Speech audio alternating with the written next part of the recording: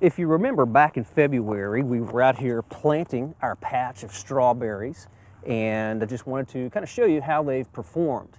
If you remember, we did two different varieties of strawberries. We did the variety All-Star in this half of the raised bed, and you can see they're doing really well. And right down here, we did the variety Early Glow. And I talked about how All-Star is a more vigorous variety, and it has filled in the Early Glow. The plants are healthy, but they haven't grown as much as the All-Star, and in their defense, we did lose a plant or two of the Early Glow.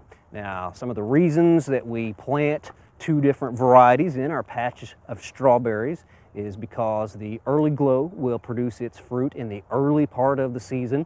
The All-Star is sort of a mid-season fruiting variety, so that will kind of extend our harvest period of the strawberries. Now, another good reason to have more than one variety of strawberries is for the diversity of the different varieties. For instance, if there's a disease that maybe will attack one variety, maybe the other variety will survive. So it's kind of a way to hedge your bets with your strawberries. Now, important thing to remember when it comes to strawberries this time of the year, here in the fall, September and October, is that right now we want our strawberries to be growing well, growing in a nice healthy way like these are, lots of leaves, nice dark green leaves, plenty of water. And that's because in the fall, right now is the time of the year that our strawberry plants are setting their flower buds. Well, you might be thinking, I've been out to my strawberry patch, I don't see any flower buds anywhere on these plants. Well, you're not going to see them. They're actually not going to appear until the spring. But right now, deep inside the stems, down inside the plants here, those cells are differentiating into the flower buds that are going to be next spring's crop. So they're busy getting ready at this time, this early, for the crop for next year. So we want to make sure that the plants are well watered and that they're growing really well. And another thing that we do to our strawberries here, we have the famous deer problem. So we're going to put our deer protection device over the plants because we want to keep all of that healthy foliage growing well and make sure those deer can't get to the plants. Also, we've got a wheelbarrow full of grass clippings. We're going to do some mulching to further help protect the plants and to conserve moisture. But again, make sure your strawberries are growing well this time of the year as they're setting those buds for next spring's delicious crop. Well, you might remember a few weeks ago on our program, we planted our fall garden in this little raised bed, and I'm happy to report that the radishes that we sowed in this area, you may remember we put the little shade structure of burlap over here to keep the soil cool enough to get those seeds to sprout.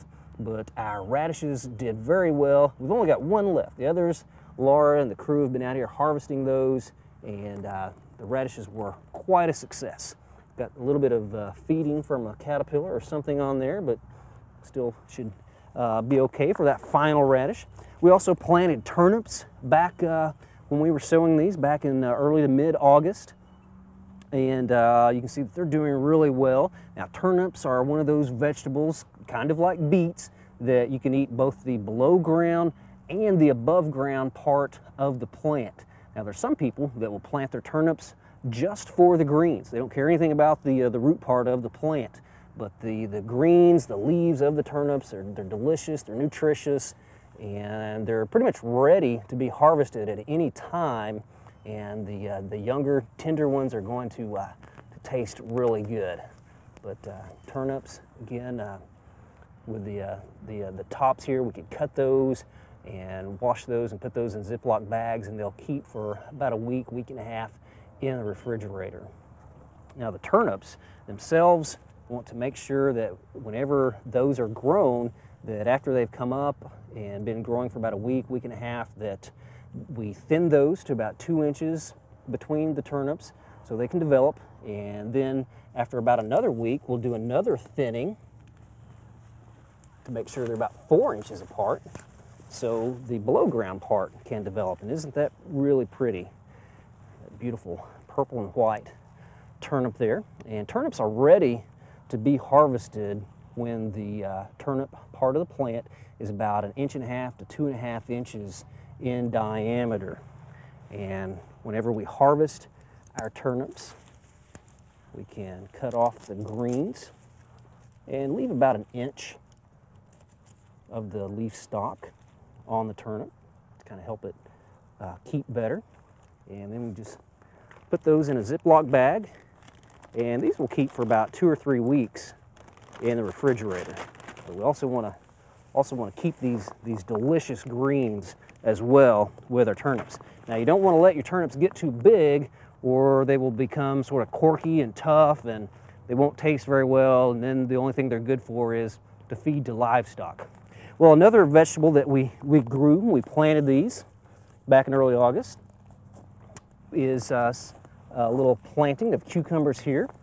And in my haste to get these in the ground, I got them a little bit close to the turnips, but we're going to encourage them to grow sort of in a different direction over here away from the turnips. I'm going to thin these down a ways, thin them down to about 2 or 3 of the most vigorous plants, and then we're going to get them to climb on one of our tomato cages. Now, this is just a roll of reinforcing wire that we've made a cage out of that we usually grow our tomatoes in. We're going to train our cucumbers to climb up this support with those little tendrils they can grab a hold, maybe get those flowers up a little bit higher. Maybe the bees will find them a little easier and transfer that pollen from those male flowers over to the female flowers, and we can have some nice cucumbers before the fall. Well, one other vegetable crop, sort of unique vegetable crop that I want to talk to you about is right over here. This huge clump of flowering plants here. This is the Jerusalem artichoke, and it's kind of interesting because it's not really an artichoke and it's not from Jerusalem. They are actually in the sunflower family, and they're native to Oklahoma. In fact, they're native throughout sort of the eastern part of the United States. But you can see how large the plants are. They make beautiful flowers here in the fall. You probably see these in the roadsides and other places around the state, but really need a lot of room in the garden. And these are actually staked and tied because if they're planted in a rich soil and they've been given plenty of moisture, they're going to get really tall. But the Jerusalem artichokes will be ready to harvest. We'll harvest those lumpy rhizomes below ground after the first frost comes in and kills back the top. So be watching in a few weeks, and we'll be harvesting our Jerusalem artichokes.